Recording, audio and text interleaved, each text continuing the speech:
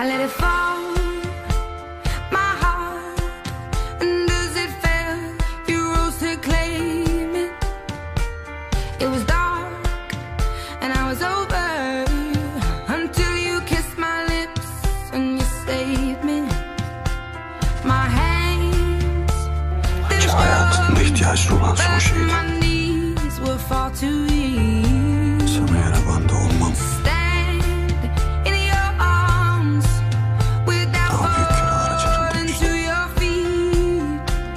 But there's a side to you that I never knew all the things you say, they were never true, and the games you play, you would always win,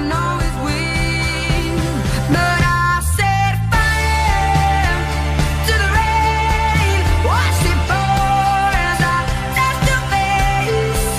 When it burned, well I cried 'cause I heard it screaming out your name.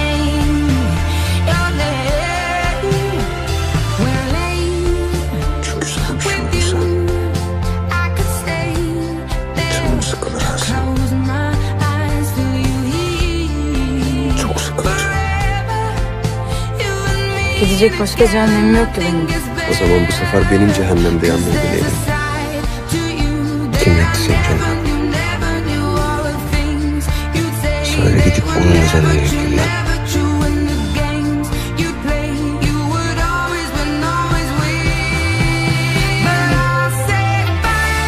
Benden kurtarken ben bunu hak ettim.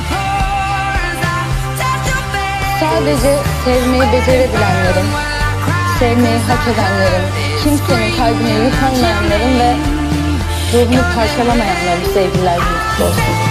Gerisinin cehennemin dibine kadar yolu var.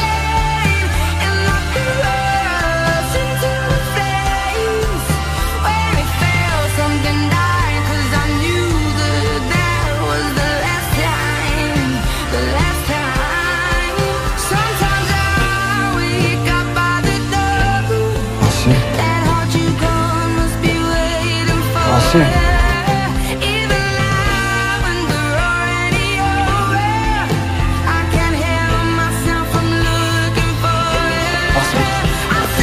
Allah belanı versin.